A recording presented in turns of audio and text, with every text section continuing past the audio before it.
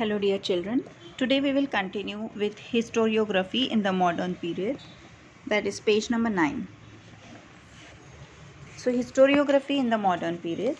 In the 20th century, the Indian archaeological exploration and research started under the British rule. A number of ancient sites were excavated under the supervision of Sir Alexander Cunningham, the first Director General of the Archaeological Survey of India. He chose mainly the sites mentioned in the Buddhist texts for this purpose. Harappan civilization was discovered during the tenure of Sir John Marshall. Because of this discovery, the antiquity of Indian history could be traced to the 3rd millennium BCE or even earlier.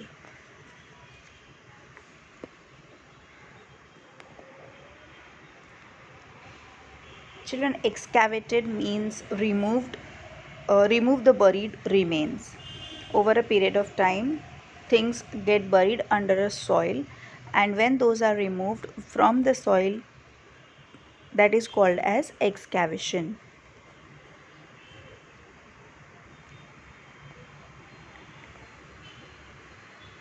Antiquity means the ancient past.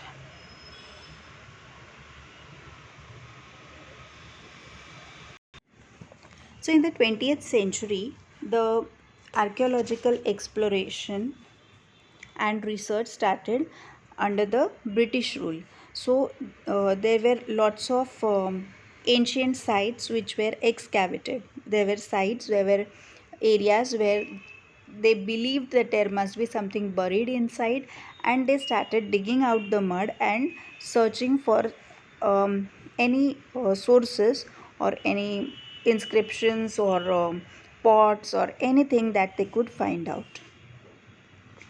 And this excavation of different sites started under the supervision of Sir Alexander Cunningham, and he was the first Director General of Archaeological Survey of India. He chose mainly the sites mentioned in the Buddhist text for this purpose. So now how they took the reference, or it is not that just they started digging out the land anywhere they felt, but they took the help of the Buddhist text. In that it was mentioned that there was, for example, some city in so and so location. So then they started digging out for that location, on that location, and then that is how they started the excavation. Harappan civilization was discovered during the tenure of Sir John Marshall. So when Sir John Marshall was the Director General of the Archaeological Survey of India, under his supervision, when he was on the rule, he was in charge, the Harappan civilization was discovered. Because of this discovery, the antiquity of Indian history could be traced to 3rd millennium BCE or even earlier that. So because of these findings, because of these findings of the archaeological work, or rather the work undertaken by the Archaeological Survey Department, we could find, or things could be traced, or Indian history could be traced as good as up to the 3rd millennium BCE. Many British officials in India wrote about Indian history. Their writings display strong influence of the colonial policies of the British. Now there were many British officers in India who wrote about the Indian history.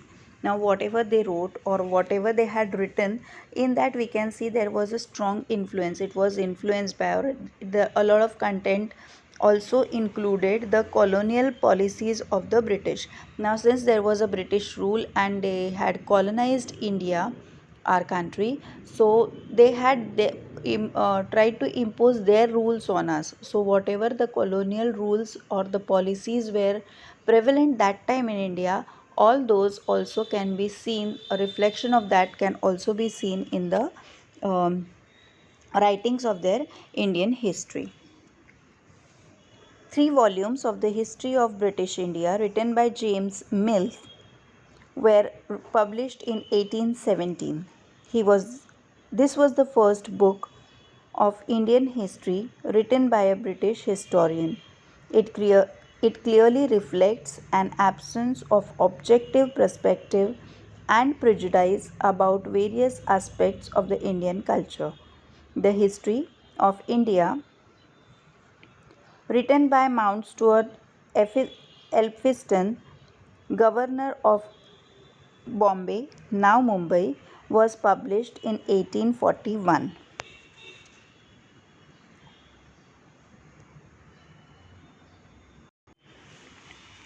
The Britishers also started writing about the history of India, and in this context, there were 3 volumes of the history of British India, a book which had a title, The History of British India.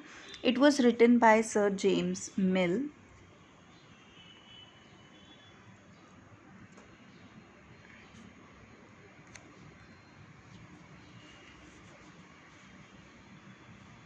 And it was published in 1817.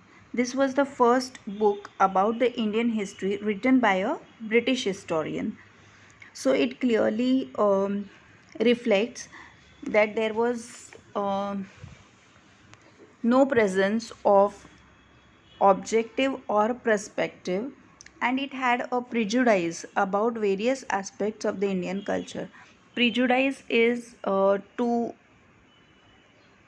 think or to have a mindset beforehand, before even knowing anything, or if before knowing anything in detail about a particular thing, we have a notion, or we have a feeling, or we have a mindset that this is so and so, like this person is very stubborn, this person is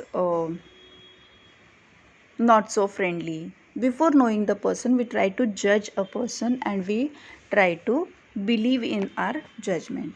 So, similarly, the Britishers did not knew the Indian culture very nicely, but still they had a prejudice and about various aspects of our culture. The History of India was one such other book written by Mount Stuart Elphiston. He was the governor of Mumbai, and this book was published in 1841. The period of Maratha Empire is very important in the Indian history. Grand Duff's name stands out among the British officers who wrote about Maratha history. He wrote the book entitled A History of the Marathas.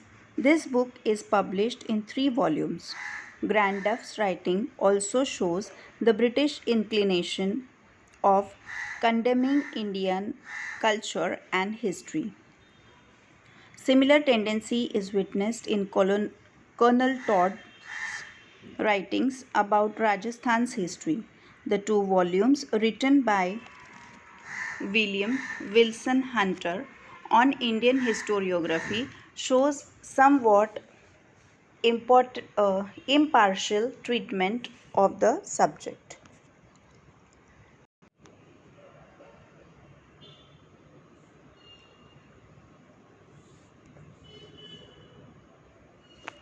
Condemning means express complete disapproval, do not agree at all, or say something bad about what is being done.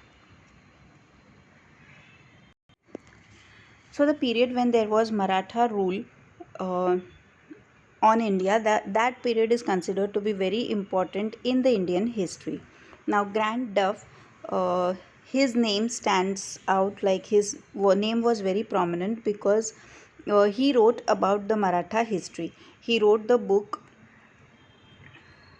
Grand Duff. He wrote the book on the Maratha history, and the name of the book was The History of the Marathas. Now, this book was published in 3 volumes,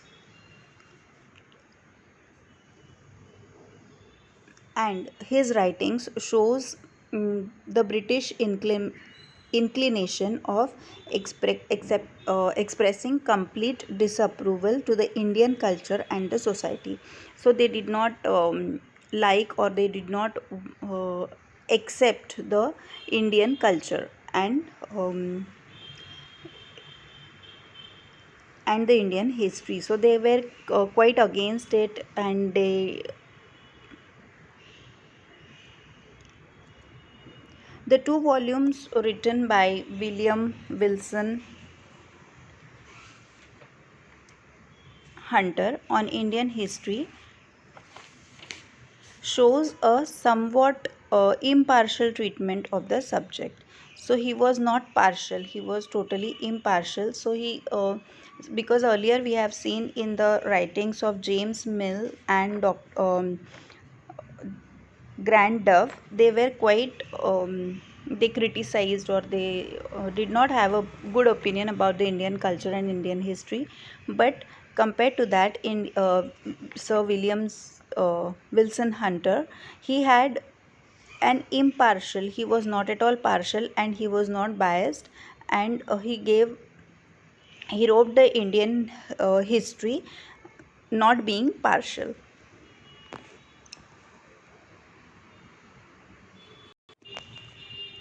Nilkantha Janardhan Kirtane and Kashinath Rajwade were two Indian historians who took upon the task of exposing the limitations of Grand Dove's writing.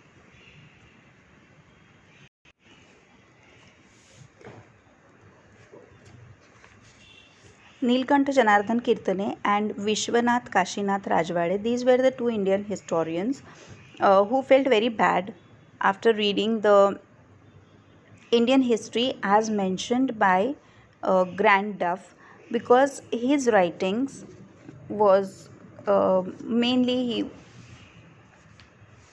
his writings was inclined, and it condemned the Indian culture and history. So it expressed complete disapproval to the Indian history and the Indian culture. So these two people, Nilkantha Janardhan Kirtane and Vishwanath Kashinath Rajwade, these two Indian historians took up the task of exposing the limitations, like whatever culture or history of India was disapproved or not accepted by the by the British people, that was tried to be explained, and they were tried to be convinced, like Indian history or Indian culture is not bad, or it is not incorrect. What was the reasons behind that? All that they tried to explain, and that is how the limited knowledge expressed by Grand Dove was tried to be more elaborated and more explained, so that people do not go against it or do not find it to be meaningless.